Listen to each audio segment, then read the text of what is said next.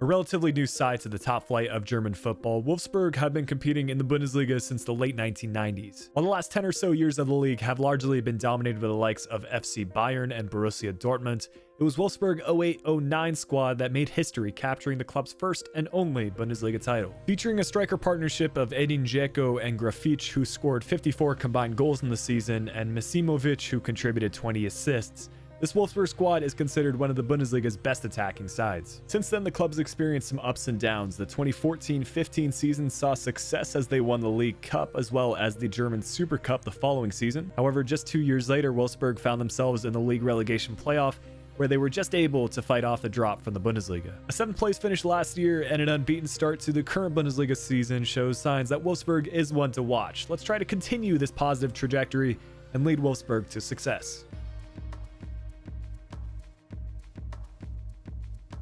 Hey, what's going on everyone? Flick here. Welcome to our first next-gen career mode on FIFA 21 with Wolfsburg. I've been meaning to do a Bundesliga career mode for quite some time, and I think this is the perfect team, a squad that has history behind it and also is on the verge of competing to be a top 4 team in Germany. We are doing the save on next gen, in our case the PS5, and along with all the hardware improvements that come with next gen consoles, there are a couple of new features in FIFA 21 next gen. This mostly comes in the form of cutscenes, but there is also a new camera feature which I personally won't be using for this career mode save, but some of you may be interested in it. Before we review board objectives and this Wolfsburg squad, there are a few logistics that I want to cover. These are the settings that we'll be using for this career mode. It's all pretty standard stuff. We're playing on ultimate difficulty with competitor mode turned off, but I have adjusted a few of the sliders to make gameplay more difficult on my end. Hopefully that will lead to more realistic results, which is something we struggled with in previous career modes. Playing on 6-minute halves for me, but that will be condensed into highlights for you all. We have euros for the currency. European competitions are enabled. However, we will not be competing in Europe in this first season. The transfer window is also enabled along with international job offers, just in case we decide to go that route. And for negotiation strictness, I have this set to loose just so that any transfer is possible, but we will be keeping the transfers in this career mode realistic. As for the format, we'll be covering half a season in each episode. So for this first video, we'll go from the start of the season until the January transfer window. The next episode will go from the January transfer window to the end of the season. We'll keep on repeating for however many seasons we do with Wolfsburg. Just like each of my previous career modes, we'll be making this series very interactive, both in terms of transfer suggestions. If you have any ideas of players that you think I should sign, feel free to leave that in the comments section below. And also, we'll be bringing back press conferences. So if you want to hear about any of the behind the scenes of the career mode or any topics in depth, also leave a press conference question. If you're excited about the series, leave a like on the video. It is a massive help to the channel. And if you haven't yet, consider subscribing so you don't miss out on any future uploads. Getting into our board objectives, for youth development, we do need to sign at least 2 players younger than 20 years old with potential greater than the average overall rating of players currently in that same position. That should be no problem because we should be able to find some 94 potential players along the way. We also need to sign 4 players in our youth academy for basically each of the positions: goalkeeper, defender, midfielder, and forward. For exposure, we need to have 5 games without defeat in away matches this season. And for finances, we need to, within 2 seasons, increase our club worth by 25% through player sales and competition prize money rewards. That's an interesting one because we already have a very good transfer budget to work with, roughly 48 million, but I expect that number to keep on going up as we continue to be successful with Wolfsburg. For domestic success, we need to reach the round of 16 for the DFB Pokal, the League Cup. And for the Bundesliga, the board is expecting us to finish in a Europa League spot. I'm not sure if this continental success objective is any different than the one previously mentioned, but the board also wants us to qualify to UEFA Europa League. So it looks like they expect us to finish top 6 in the Bundesliga or win the cup. Both of those would achieve the same objective of reaching Europe. While I always try to keep the identity of the squad intact, I think a few changes are needed to this Wolfsburg lineup. I've taken some players out, brought some players back in, and I think this squad will give us the best chance of success in the Bundesliga this season. Starting with our goalkeeper, Castells has seen improvements in his rating from year to year. He's been part of the Wolfsburg squad for quite some time, and as an 83 rated keeper, just 28 years old, we should see him hit a fairly high overall in this save. At least that's what I'm expecting right now. At the left back position, we've got Roussillon, actually one of my favorite fullbacks in FIFA because he's got pace. He also offers good passing, dribbling, defending, and physical. You can't ask for much more from a fullback. As an American myself, it's always nice to see a player in the US men's national team, part of the squad. John Anthony Brooks he's played a key role for the United States, and he's quite the defender for Wolfsburg. Also a veteran in the Bundesliga, having played for Hertha Berlin as well. Pongrasic is a fairly new addition, joined from RB Salzburg a few seasons ago, but he looks to have a lot of potential because he's just 22 years old at 76 overall. Again, Wolfsburg are very gifted in the fullback department, and Babu, another player that should play well in game, offering a lot of pace as well as physical ability. The defending, dribbling, and passing will probably go up organically throughout this career mode. In the midfield for this 4-2-3-1 formation, we have one more defensive-minded center defensive mid in Gilavogi, and also one more attacking-minded in Arnold. Starting with Gilavogi, he's also our club captain, offering medium-high work rates and should be able to maintain this rating for a couple of seasons. I found midfielders don't decline quite as quickly. The same could be said about center backs. It's really the attacking-minded players that do drop in their overall once they hit 30. Arnold, on the other hand, does offer high medium work rates, so he's going to be the one pushing forward, creating attacking chances, and hopefully scoring a couple of goals as well. I've been following the career of Josip Brekalo for a few seasons now, and I'm really happy that we'll be able to feature him in this career mode. Of course, offering the 4-star skill move, 4-star weak foot combo, 77 pace as well, but that's a bit misleading because if we dive in to the individual statistics, he has really good attributes like acceleration at 86, agility at 87, balance at 83. However, it's the sprint speed at 69 that we definitely need to work on in this career mode. Maybe we stick a development plan on him to alleviate that, but we'll see as we progress. On the opposite side, we have Stefan, a right midfielder, and has been part of the Wolfsburg team for a few seasons now, so another club veteran. At the center attacking mid position, we have a player that's actually on loan, but because the club that he's on loan from is not in FIFA, he's part of Wolfsburg on a permanent basis. I'm curious what you all think we should do with Philip, whether we should keep him in the squad or at the end of the season when his loan should be ending, we transfer list him. I'll leave it up to y'all. Let me know in the comments section what you want to see. But to round out the starting 11, we do have none other than the Dutch striker, Weghorst. He has a very unique playstyle in that he always scores goals inside the penalty area, most of them also in front of the penalty kick marker. He scores a lot of headers, scores a lot of tap-ins, and we're going to try to replicate that as much in the save, and that we've adjusted the tactics and instructions. I'll cover that in a little bit. I'll also briefly discuss our substitutes and reserve players. If anything happens to Castells in this first season, then we can always feature Pervan. 74 is not a bad rating for a substitute keeper, but don't expect to see him much in this save. Lacroix is a new addition to the squad. Although his rating isn't too high, he's just 20 years old, so should have a good amount of potential in this team, as this will be a longer term save. Baku, a recent addition from Mainz, can play at the right back position, but also in center midfield, also on the wing.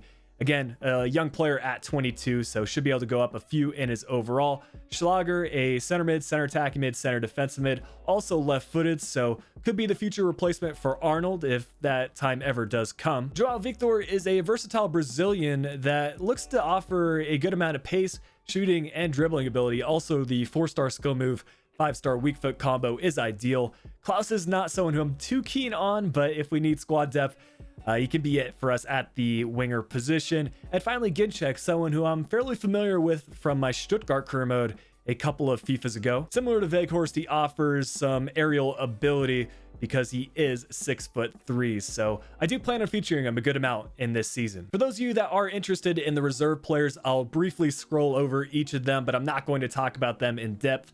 To be fair, we do have some decent overalls with the likes of Mehmedi and Gerhardt, but purely due to the fact that we can only feature a set amount of players in the substitutes, I might rotate them around every now and then. Injuries do happen over the course of the season. If there are any players that you want to see featured more, just let me know in the comments. I've not changed any of the tactics that we load up with, so by default, Wolfsburg use a press after possession loss for their defensive style. Width set to 7, depth set to 5, and for the offensive style, we've got long ball tactics. Width also set to 7, players in the box set to 5, corners and free kicks are both set to 3. We might update that to 4 depending how many corners we score in this first episode. Now for roles, as mentioned, Gilavogi will be our captain, Arnold on the majority of set pieces, and then we've got Weghorst taking the penalty kicks for us. We've only adjusted the instructions for 4 players. Weghorst will be serving as a target man for us.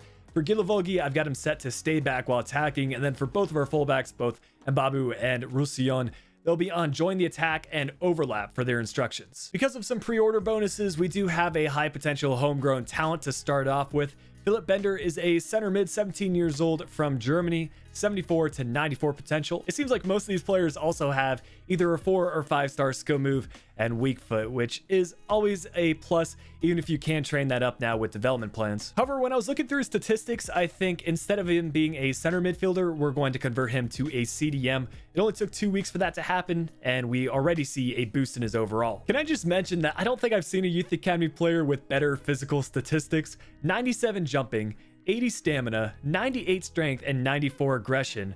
Let me know if you think he should play as any other positions. I'm also thinking he could be a good defender, either center back or a fullback. Because Wolfsburg are known to develop some good Youth Academy players, we also start with a 5-star scout from Germany. We'll be setting up a network in the same country for 6 months looking for any type of player. We were also fortunate enough to have the option to select 2 more 5-star scouts, which we will both bring in for a total of 8 million. If there are any countries that you'd like to see scouted in episode 2, leave that in the comment section and we can have all 3 networks set up. Some of you might be curious which training regimens I use. I like to use rest day before matches, recovery day after matches, and intermittent training for the weekly plan.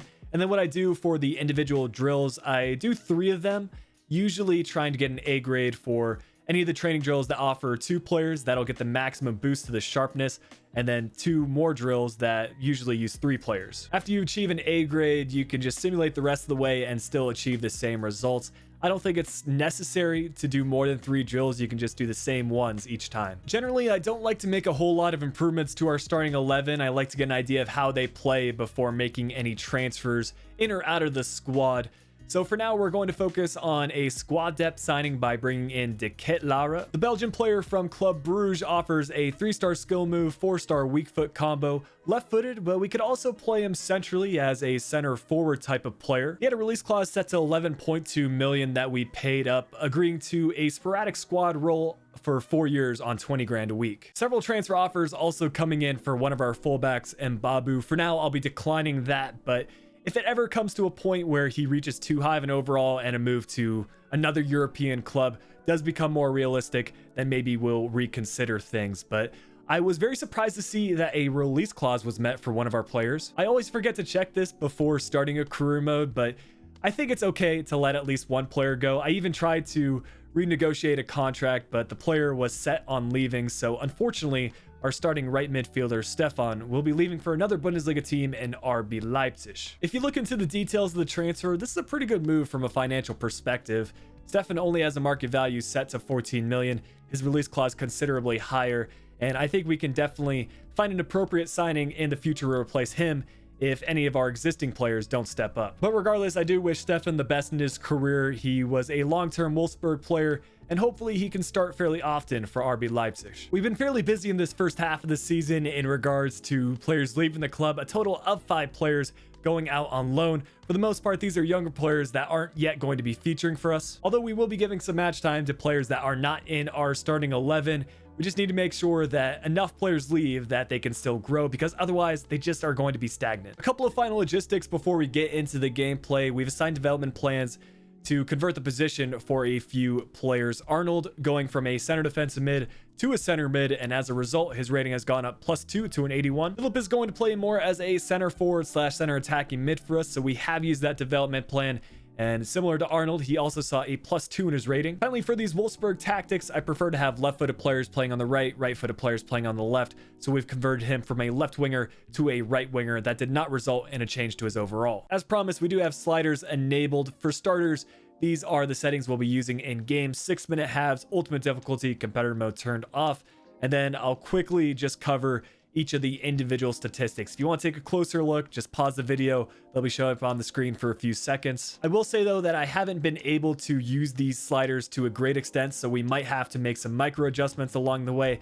I ended up using a slider tutorial that was on YouTube. I'll link the video in the description if any of you do want to see them from there. But I'm also open to taking your feedback on board if you've been playing with sliders enabled, especially on ultimate difficulty with competitor mode off. Feel free to leave your slider settings in the comment section. But hey, I'm pretty happy with how the squad looks going into our first couple of Bundesliga matches. Again, we haven't made a whole lot of changes to our starting 11. Really, the only thing is that Stefan left, and as a result, we'll be featuring Joao Victor at the right mid position. Although I like having left-footed players there, he does have a 5-star weak foot. And I think for now, De Ketelaere isn't ready to be a first-team player considering how young he is. We mostly signed him for his potential, and we need to give him time to adjust in the squad. We'll have a total of 4 matches for the gameplay today. Usually that's roughly how much you'll see, either 4, 5, or 6 matches, depending on how each season plays out. Let's get right into it. I'll catch up with y'all once the gameplay finishes as we do our mid-season recap. We alluded to the possibility of potentially having a rematch against Stefan and the new RB Leipzig squad, and we'll get it on our first match day in this save. Despite losing Werner over the summer, they still have maintained a strong side, and attacking one at that, offering a 3-4-2-1 formation. This first highlight will already give you a good idea of our tactics. Weghorst dropping deep to receive the pass and delivering it to Arnold, pushing up from that center mid position, being the more attacking minded of our 2 center defensive midfielders. A good block though by Konate to deny the chance, but on the ensuing corner kick, it's going to be Weghorst to knock it down and our captain Gilo Vogi to net our first goal of the career mode. Historically, I haven't scored a whole lot of goals from set pieces in FIFA 21, but I think that is definitely set to change for this Wolfsburg save. We've just got so many players that can score from set pieces, and it lines up with our tactics as a whole. Leipzig will look to answer right back though, as Nkunku cutting in from the right forward position, and a couple of good passes between the attacking players will lead to a missed chance. I think that's the higher shot error for the CPU coming into play. I'm still not sure that's going to be a slider setting that I keep moving forward in this career mode, as throughout this match, it was kind of an overlying theme, Leipzig not making the most of their chances. It's something that we'll keep experimenting with as we go, and I think by the time we reach the end of this career mode, hopefully some gameplay updates will come out and we can find a nice slider balance if we need to use them at all. But here in the 41st minute, it's Joao Victor to send in the perfect cross to Philip. Despite having to start on short notice, Victor certainly stepped up to the occasion, and I don't think he could have placed this cross more perfectly between the 2 Leipzig defenders. As a result of being 2 goals down, Leipzig have no choice but to push forward a couple of their players, and as a result, it's going to leave gaps in their defense. Gilo Vogi will net his brace here in the 44th minute. Our captain already playing a huge role in this match, and while I expected him to stay back more in the attacking sense, I don't mind him pushing up from time to time. And it seems to be more of the same in the second half. We're going to convert a couple of quick passes between our players as this falls to Weghorst. Unfortunately, this chance will be called back for offside. We do need to be careful though. I played enough career mode this year to know that momentum can change in a split second. A nice save though from Castells, proving that he is going to be one of the best goalkeepers in the Bundesliga this season. Even in the 76th minute, it's going to be Sorloth linking up with Sabitzer. Missed a chance earlier on, nearly set up one here, but it's Dembele who puts this effort wide. Overall, I think this was a good team performance. We got a favorable scoreline in the first half, and as a result, we didn't necessarily need to push forward players in the second half, soaking up some pressure. Granted, Leipzig should have done better with the opportunities that they had, but I'll still take a clean sheet, and it's Gilo Vogi who picks up man of the match and a perfect 10.0 match rating. A difficult start to the season for us, as we're just a few matches in, and already we have to play against another Bundesliga title contender in Borussia Dortmund. Although I was a bit surprised to see PK featuring as a starting center back for them and club captain, they do have a history of signing Spanish defenders. Regardless though, I was excited to feature this match at home and show the rest of the Bundesliga that we are one of the top teams in Germany. We'll continue the trend of featuring some early highlights. Just 7 minutes in, it's Gilo Vogi and Mbabu to link up a couple of times. Cross sent into Weghorst. Unfortunately, this effort does go wide.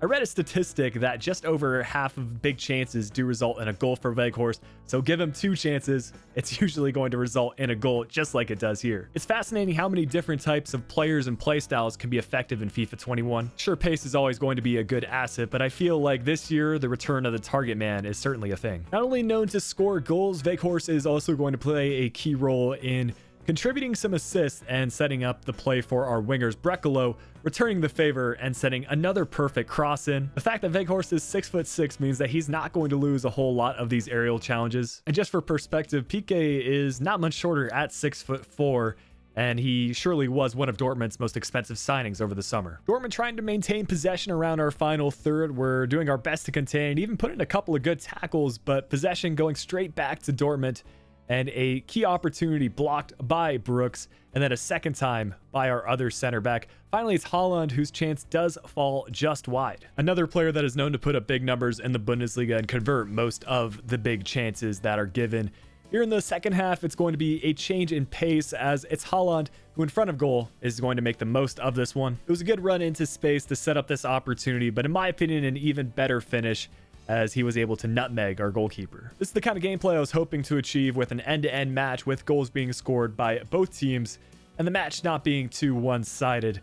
This is some good defensive efforts from us here as Roussillon eventually collects possession, and we'll get on the break just a few minutes later. Again, it's João Victor from this right side. He'll send in the cross, and you guessed it, it's Weghorst to make it 3. Things do happen for a reason sometimes, and I'm somewhat happy with the Stefan transfer because now João Victor has been able to be one of the key players in this career mode, and I see no reason to replace him in any transfer window soon. It looks like we will be able to hang on to the win in this one, albeit Dortmund still trying to push forward and get one back here as we enter the 91st minute and stoppage time. But I did want to showcase some more solid defensive efforts. I do feel like despite not having a super high overall rating, both of our defenders have played extremely well, and even our substitutes there with Lacroix. It is Weghorst who gets the match ball here as he did get a hat trick and all 3 goals for us. It'll be interesting to see how this career mode plays out, whether Weghorst can continue this sort of form and be a top goal scorer in the Bundesliga. The Bundesliga won't be the sole focus for us this season. In fact, the League Cup was actually the most recent competition that Wolfsburg won, so we'll try to repeat that in this career mode. We successfully defeated Freiburg 2-0 in the second round simulation, which matched us up against Stuttgart in the third round. And you may even notice some new names in our starting 11, as I will be featuring a slightly younger side for the cup, mostly players that don't regularly feature in our Bundesliga matches in order to keep them happy and preserve their growth in this career mode. The Kettler is a perfect example of a player that we're going to use in the cup.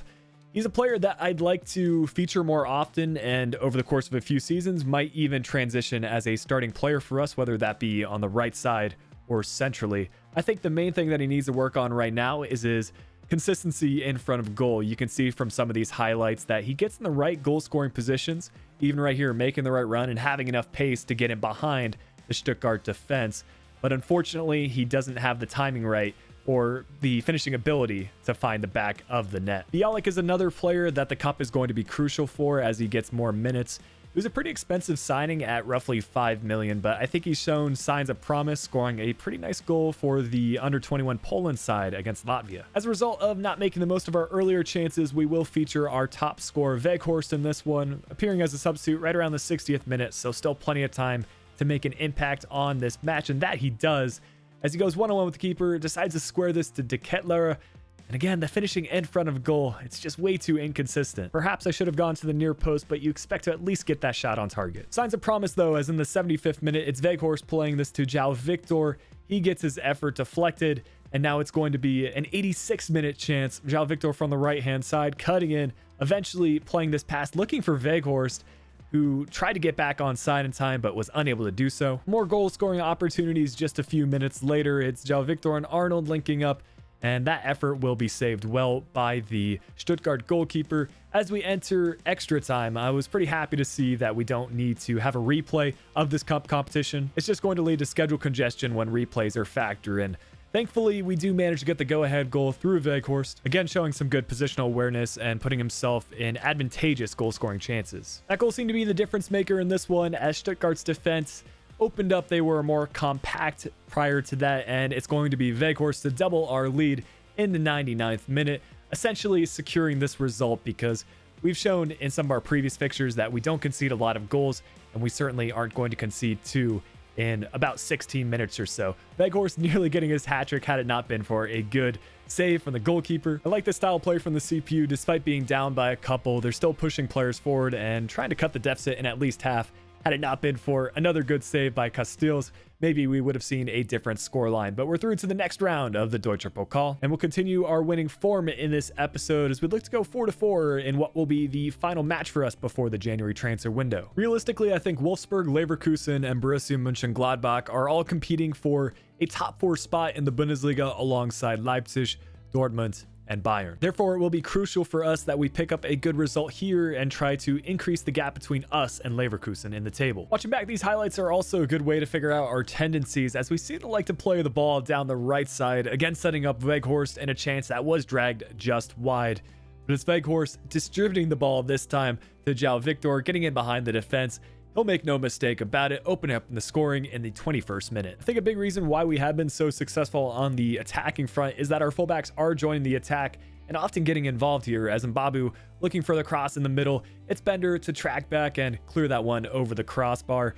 And another chance for us here in the 35th minute. Weghorst doing a good job holding out the defender, and even better save though from Hradecky. It did not last long though, as our passing was just too quick for Leverkusen to handle. It's going to be Arnold to make things 2-0 for us in the 39th minute. These highlights aren't just about us scoring goals though, as whenever possible I try to feature our defense, who have performed extremely well. I mean, the fact that we've been able to hang on to 2 out of 3 matches for a clean sheet is pretty impressive. As we make another substitution here, Ginczek making his first appearance for the career mode, and someone that I think will feature more often in future episodes. It just so happened that we didn't focus too much on the cup in today's episode, and we don't yet have European competitions to have matches in, but it is Ginczek to score his first goal in the 74th minute. A well-taken chance. Deciding to go with a finesse shot there instead of going with purely power. Despite us making goalkeepers slightly better, we might need to adjust that a little bit more, as this was not a great animation from Hradecky. A good result though, as we pick up 3 more points in the league. And before we get into the mid-season recap, I want to spend some time talking about some potential slider changes. Maybe this is a segment that will feature in every episode, but this is what I'm thinking for the future sliders. We changed the CPU shot error to match ours, along with the CPU pass error to match ours, and then we'll increase the frequency of runs by the CPU by +10, so that hopefully that they can score more goals. We've had a very successful first half of the season, not only picking up wins in the gameplay, but also for a lot of the simulations, as we currently sit top of the Bundesliga. I was just as surprised as I'm sure you all are. I'm not sure if we'll be able to maintain those sort of results in the second half of the season. Bayern just find a way to always finish top of the Bundesliga, but if we finish top 4, I would consider this season to be a success. We're also through to the quarterfinal of the DFB Pokal, and we've actually been matched against our rivals Hannover 96, so I think I'll have to feature that match in the next episode. A good goal contribution from Weghorst, as he netted 16 goals across 19 matches. Although Philip did pick up an injury, it's not a long-term one, still netting 9 goals from 17, and Roussillon 3 goals from 18, along with a couple of other players with Brekalo and Ginczek. Speaking of Brekalo, he was joint top for most assists. Both him and Weghorst picked up 4, and then in the 3rd place spot, we've got Philip with 3 assists. Going to the next episode, I think it is time for us to promote our homegrown talent, Philip Bender. He also is unsettled, so we're going to need to promote him now, and he has been able to reach an overall rating of 67. We already saw a boost by converting his position to CDM, but before we do promote him, I'll take your feedback on board for any development plans and make sure that he does see the senior squad. I want to shout out channel members for supporting the channel. If you are interested in learning more about that, there's a link in the description talking all about it. You get a couple of perks, get to use emotes and chat, as well as in the comment section, and you get a unique badge next to your channel name. Feel free to leave any transfer suggestions in the comment section below, as this will be the squad that we've got rolling into January of 2021. If you enjoyed today's video, make sure you leave a like, subscribe to the channel if you're new, but until next time, this has been Flick. I'll be talking to you all again soon.